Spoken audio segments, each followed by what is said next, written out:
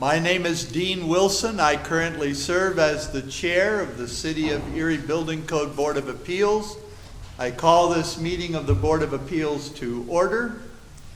Please note that a contemporaneous transcript of this hearing is being created by a stenographer. Therefore, during this hearing, each person who speaks should come to the microphone at the lectern in the front of this chamber so that those attending via Zoom video conference can clearly hear your remarks. And you should also begin by giving your name, followed by the name of the organization that you represent. Secretary to the Board, Christy Williams, will now call the roll of members to determine those members present and whether or not we have a quorum. Mr. Wilson? Present? Mr. Steele? Mr. Rose? Here. Mr. Herbstritt? Mr. Armstrong? Mr. Woods? Here. Mr. Naylor? Here. Mr. Herbstritt, are you able to hear us? You're muted.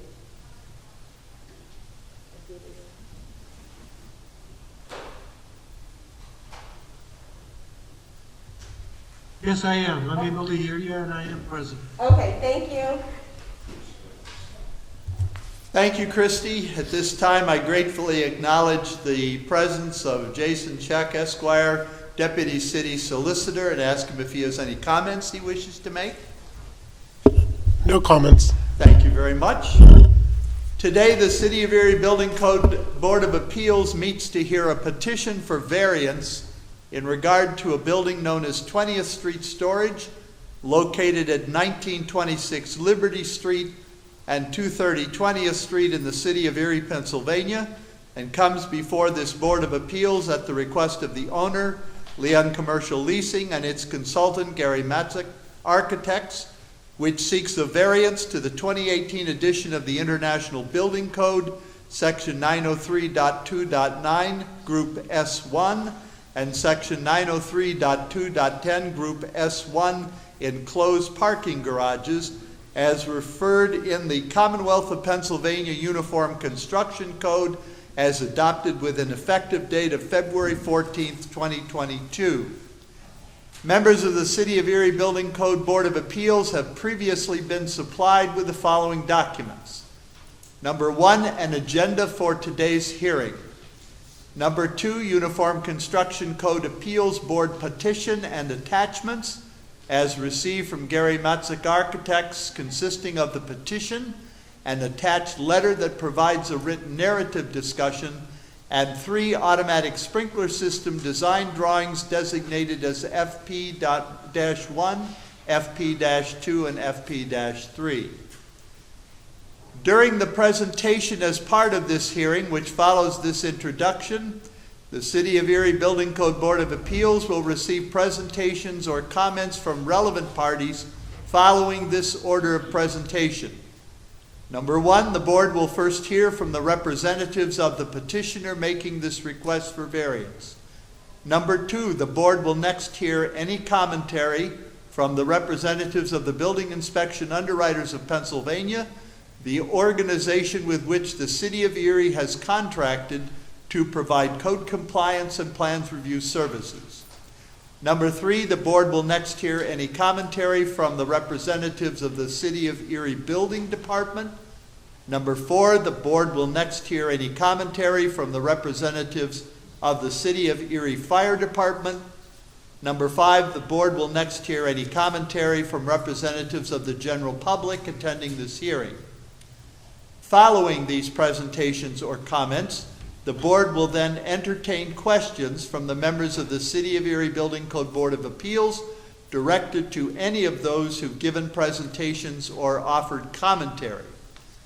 Following these questions and answers, the chair of the Building Code Board of Appeals will then entertain a motion from a member of the board to either grant or deny the request for variance.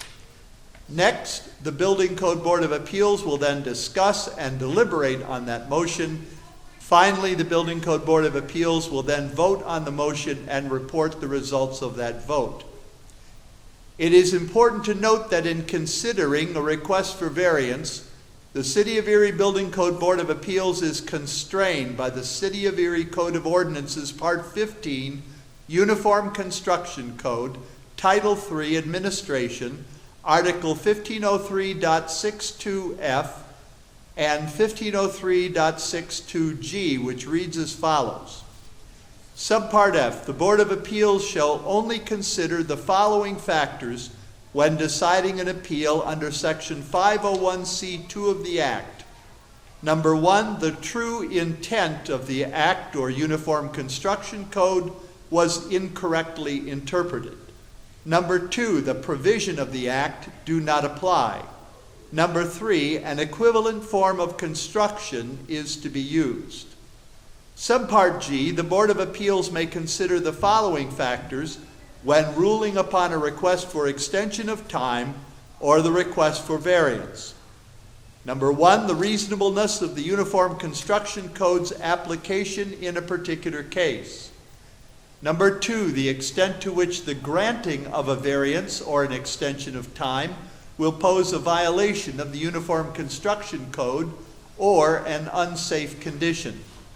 Number three, the availability of professional or technical personnel needed to come into compliance. Number four, the availability of materials and equipment needed to come into compliance. Number five, the efforts being made to come into compliance as quickly as possible. Number six, compensatory features that will provide an equivalent degree of protection to the Uniform Construction Code. At this time, the board respectfully invites the representatives of the petitioner to offer a presentation to the board in support of their request for variance.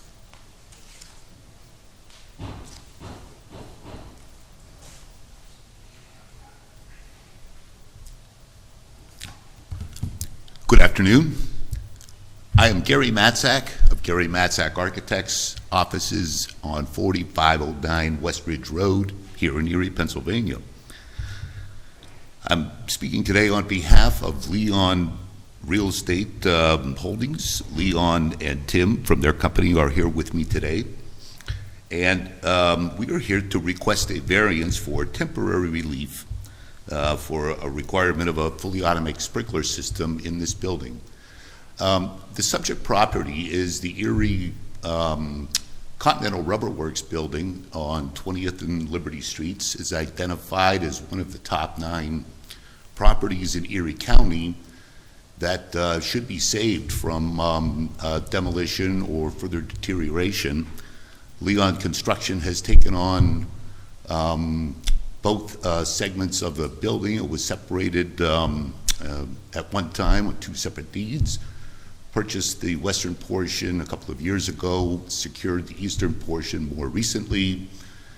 We have submitted a set of plans for shell approval to the City of Erie and has been permitted, and they're currently working on remediating, clearing out the building of a bunch of debris and leftover things from the past.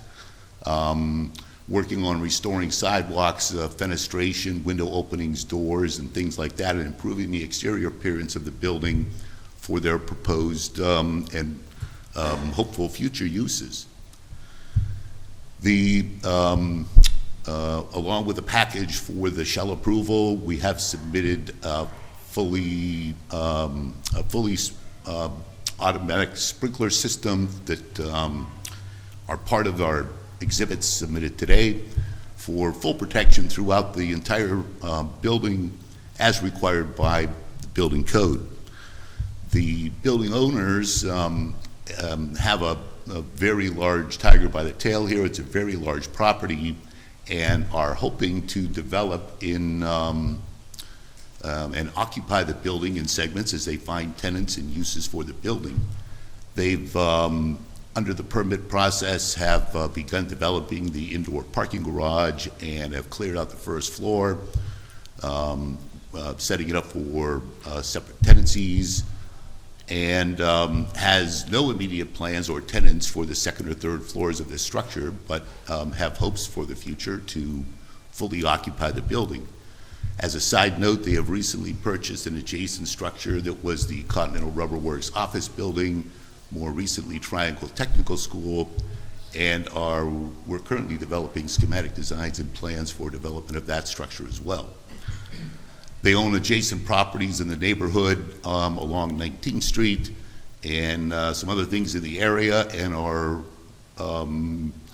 almost single-handedly, along with developers and stuff down on 8th Street, but on 19th Street with some of their partners are really taking on this corner and that corridor and bringing some needed development to that area of the city. So today, we're asking for relief to install the full sprinkler system throughout the entire building. They have tenants and use for the basement and first floor levels. The sprinkler system has been submitted and approved and is currently under construction. We're building the riser and working out through the areas of the building, and then working on the standpipe to take up capacity through the entire four-story structure. What we're asking for today is relief to install the laterals and overall piping system throughout the second and third stories for a number of reasons. Number one, we have no proposed tenants or proposed use for those spaces, so to just sprinkle them out with pendants and then maybe come back later with a series of modifications for proposed tenants would bring some costs that hopefully we would not want to incur immediately. And secondly, the owner is proposing to install everything necessary, including the tap from the street, for the capacity for the entire building. We have plans under the Shell approval to install other safety, life safety features such as exit signs, emergency lights, and things of that nature. And those plans are approved, and we're working on those items as we speak today. That's my presentation in brief. I would welcome any questions, comments, or concerns. Okay, thank you. Typically what we do is we hear from all of those who are making presentations, and then we do questions at the end of the presentations. But thank you very much Sure. for giving that presentation. I guess I would just close that by saying we're only asking for temporary relief from these requirements. We're not asking for permanent or full relief. And as I said, as a not necessarily compensatory measure, but a measure to show our true intent, our tap is sized to sprinkle the whole building.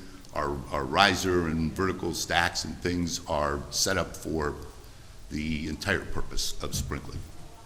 Thank you. Okay, thank you very much.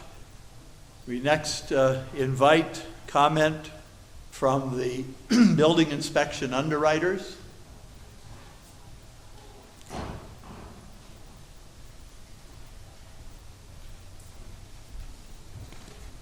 Good afternoon. My name is Bill White. I work for Building Inspection Underwriters. I did the plan review on the project, and I also did the plan review on the sprinkler plan for the project. The building code for sprinklers for that building requires that the entire building be sprinklered. There are 5 subcategories under S1 storage, which is the occupancy classification of this building. They are going to be able to store combustible material in it. Under code section 903.2.9, there are 5 subsections that if any of those are present, the building must be sprinklered in its entirety. It doesn't matter whether the rest of the building has different occupancy classifications or is occupied or not occupied or whatever. The code just requires the entire building be sprinklered. Number 1 on that list is that an S1 occupancy is greater than 12,000 square feet. The building on the first floor, the basement, well, actually all floors are about 26 or 27,000 square feet. So they easily would meet the criteria for sprinklering the entire building, just on that account. Number 3 on that list says that if there's an aggregate area of more than 24,000 square feet, that they would have to sprinkler the entire building. Again, that triggers sprinklers in this building, as we have about 26 or 7,000 square feet on each floor. Number 5 of that category says that any storage area that can contain upholstered furniture or mattresses that is 2,500 square feet or more, the entire building must be sprinklered. And because this is a self-storage structure, they could easily have mattresses or furniture. The code not only looks at the safety of the people and the occupants that are in the building, but the code also looks at first responders. If there is a fire in the building, fire goes upward, smoke goes upward, we would have no sprinkler protection in the second or third floor. The second or third floor being unoccupied still has lighting, still has electrical wiring. I believe there are 6 Resner heaters on each floor, all capable of starting, creating, or continuing a fire. So under the code, it's going to require, under 3 different sections of the code in different parts of the code book, that that entire building be sprinklered. That's the end of my presentation. Thank you. Thank you. I would invite comment, any commentary from the City of Erie Building Department.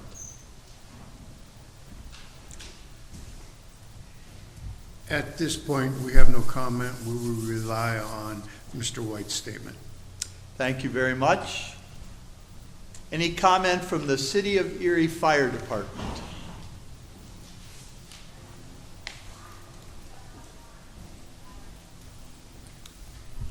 The fire department agrees with the statement of Mr. White, and we would ask that they follow the code to what it says. Okay, just for the record, could you state your name? Sure, Donald Sauer, And you are the, Chief Fire Inspector. thank you very much. Thank you, sir. Thanks, Chief. Anyone here from the general public that wishes to make a comment? I don't see anybody. So at this point, I will ask if any member of the Board of Appeals has any questions.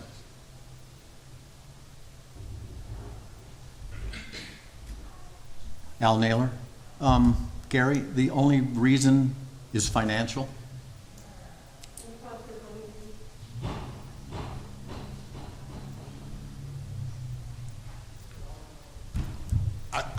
My comment would be on behalf of Leon and his team, it's financial in nature for the moment. I mean, they're fully committed to doing it, but it's dollars and cents today.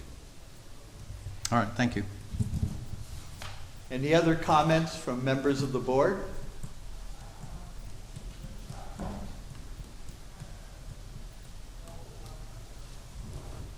Bob Herbstritt.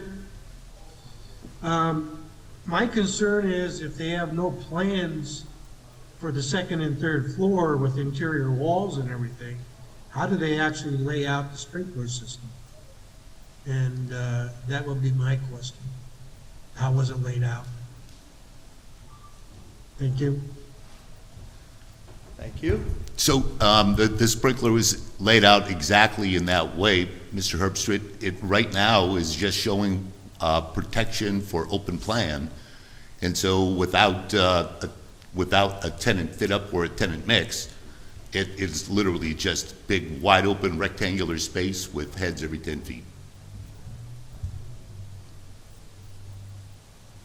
Any other questions? I have a couple of questions. First of all, for building inspection underwriters, if I may ask Mr. White, what is the nature of the construction of this building? And I'm specifically interested in whether or not the building is constructed such that each floor is considered by the building code as a separate fire area. Bill White, BIU. Mr. Wilson, the building was reviewed under type 2B construction, and there were no given fire areas. There were no fire assemblies or rated assemblies shown on the plan between each floor. Okay, so basically, it's treated as a single fire area. Correct. Okay, yes, thank you, I appreciate that. And then I have a question for the City of Erie Building Department. What process does the City of Erie Building Department have to review, police this building to make certain that if the upper floors are occupied, sprinklers have been provided? Is there a regular inspection program? Would there be the need to pull a new permit? How will this be watched over if the board were to grant this variance? Once the certificate of occupancy is issued, it then falls onto the property maintenance code. Those inspectors would then do any inspections there. If this is granted, then they would need another building permit in the future to install the rest of the system on the second and third floor. So there really is not, other than a property maintenance inspection, there is not a yearly inspection at this point. Okay, what I'm obviously getting to is, would it be possible for the building to be, those upper floors to be occupied even for a short period of time without anyone knowing about it and being able to enforce the requirement for sprinklers thereafter? Yes, there is a possibility. Okay, thank you very much. Anyone from the board willing to make a motion? This is Matt Rose. I will make a motion to reject the appeal. Okay, we have a motion before us to deny the appeal. Is there a second? Dave Woods, I'll second that. Thank you. We have a motion to reject, deny the petition. All in favor, please signify by raising your hands. And I call on the secretary, since I can't see behind me. Has everyone voted?